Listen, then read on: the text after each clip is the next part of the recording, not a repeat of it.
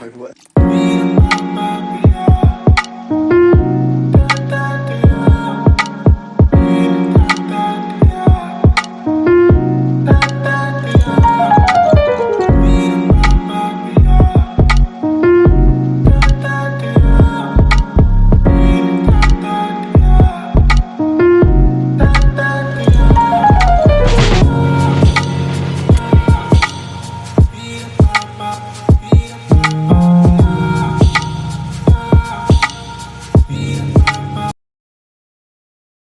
Video শুরুতেই জানাই শুভ নববর্ষ বন্ধুরা।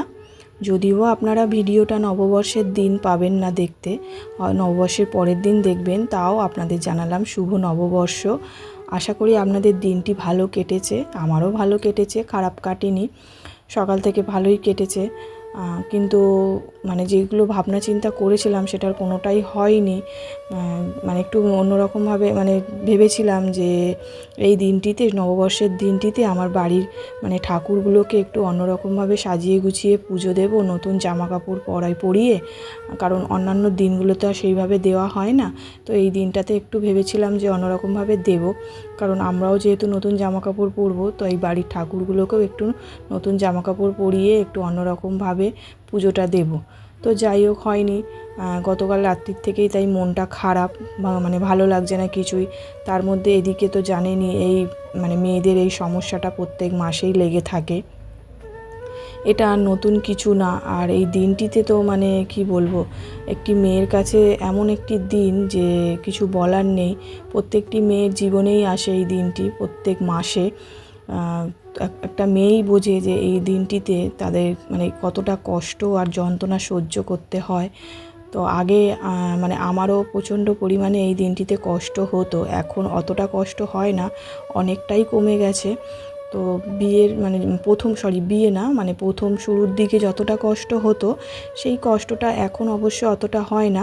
মানে বিয়ের আগেই কমে গেছিলো, কারণ আমি একটু ডাক্তার দেখিয়েছিলাম, সেখান থেকে ওষুধ টষুধ খেয়ে কমেছে।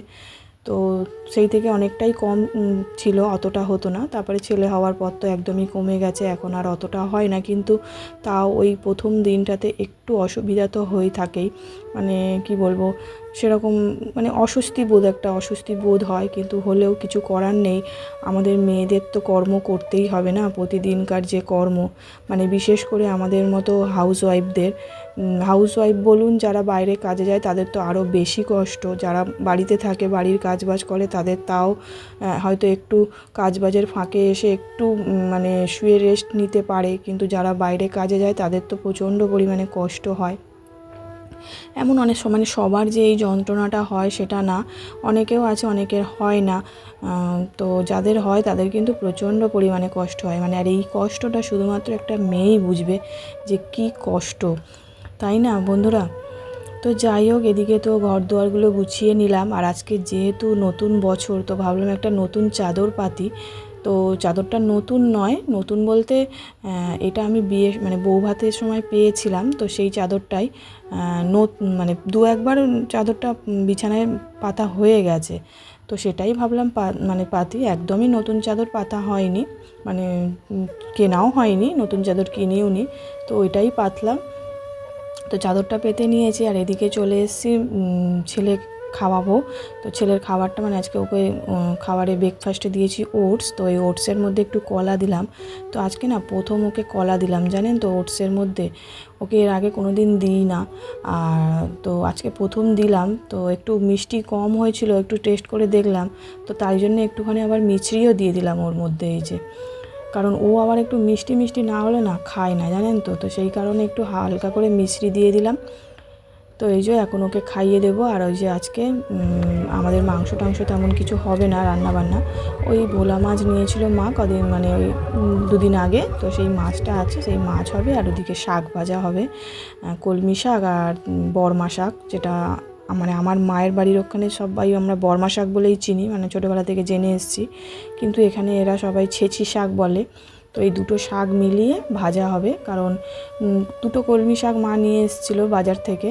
তো একটা কলমি শাক রান্না করে খাওয়া হয়ে গেছে, একটা ছিল তো সেই একটায় হবে না বলে, কারণ হাজব্যান্ড না খেত না জানেন তো। তো এর আগের বারে ভাজা হয়েছে, তখন দেখলাম খেলো, তো সেই কারণে মা বললো তাহলে একটাই তো হবে না, আর একটা নিই। তো কলমি শাক ছিল না, মাসিটা এসেছিলো, মাসির কাছে কলমি শাক ছিল না, তো ছেঁচি শাক ছিল বলে মা বললো তাহলে ছেঁচি শাকই একটা নিয়ে নাও, কারণ কলমি শাক তো একটা আছে, হবে না একটাই। তো হাজব্যান্ডও খাবে, কারণ ও খায় না, ও আবার আগের দিন খেয়ে ভালো লেগেছে বলে তাহলে ও বললো আমি খাবো। তো সেই কারণে আবার একটা ছেঁচি শাক নেওয়া হলো, নিয়ে দুটো একসঙ্গে মিশিয়ে ভাজা হয়েছে, তাহলে একটু বেশি হবে।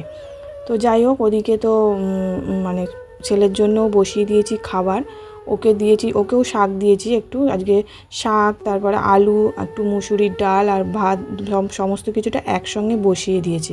তো আগের দিন দেখলাম ওকে এইরকমভাবে করে খাওয়াতে না ও খেয়েছে, তাই ওর এখন না একটু পটির প্রবলেম হচ্ছে, তো সেই কারণে ওকে এখন কদিন একটু শাক দিচ্ছি, মানে এই দুদিন ধরে দিচ্ছি।